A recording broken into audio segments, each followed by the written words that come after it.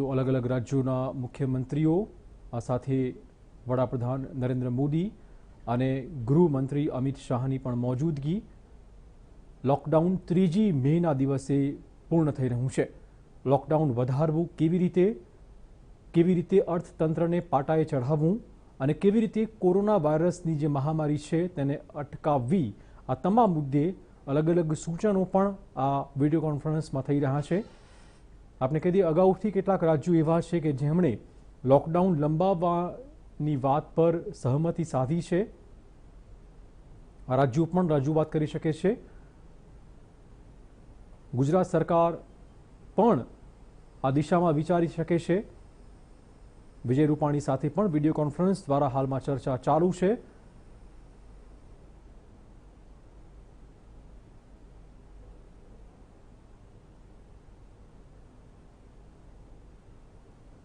Corona મહામારી સામે કેવી રીતે લડવું અને રાજ્યો અત્યારે શું કરી રહ્યા છે, કયા લેવલે કયા રાજ્યમાં કોરોના વાયરસ કેર વર્તાવી રહ્યો છે તે મુદ્દે સમીક્ષા બેઠક થઈ રહી છે।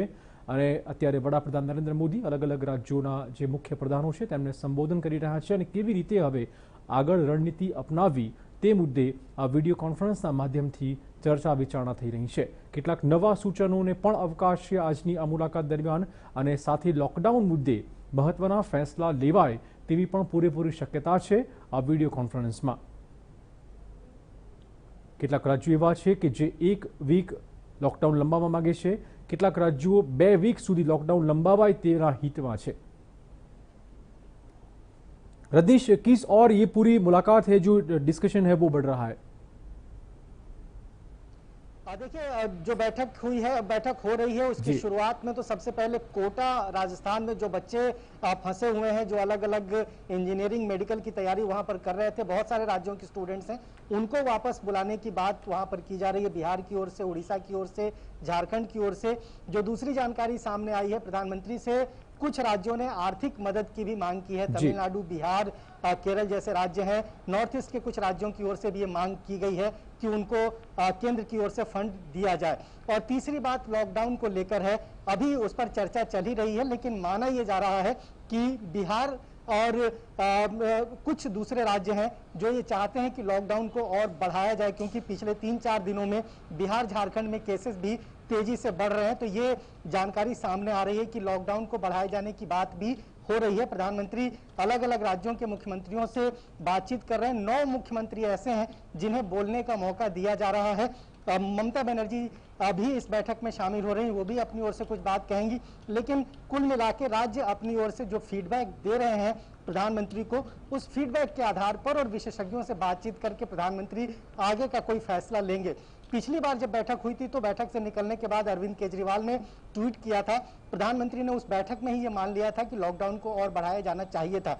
लेकिन आज किस तरह से चीजें आगे बढ़ेंगी और आज प्रधानमंत्री क्या फैसला लेंगे या फैसले की जानकारी वो मुख्यमंत्री को देंगे, हो सकता है उसके बाद कोई बात निकलकर सामने आए। लेकिन ऐसा लगता नहीं है कि आज ही कोई निर्णय होगा।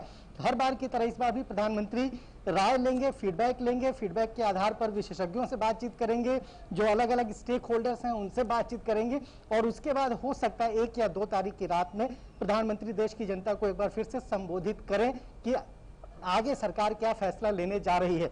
लेकिन जो स्थितियां बन रही है पूरे देश में, लगातार जिस तरह से केसेस बढ़ रहे हैं, तो ऐसा लगता नहीं है कि लॉकडाउन को खत्म करने का कोई निर्णय सरकार लेगी। कुछ रिलैक्सेशन जरूर दिए जा सकते हैं, लेकिन जो रेड जोन है, जो ग्रीन जोन है, उनका जो डिफरेंशिएशन है वो सरकार बहुत उस पर माइन्यूटली काम करेगी और उसके बाद कोई बड़ा फैसला लेगी। तो अभी बैठक चल ही रही है, 1 से 1.5 घंटे ये बैठक और चलेगी। उसके बाद कुछ मुख्यमंत्री अपनी ओर से जो जानकारी देंगे, उसके आधार पर हम कह सकते हैं कि आज की बैठक में किन विषयों पर बातचीत हुई है और सरकार की आगे की सोच क्या है।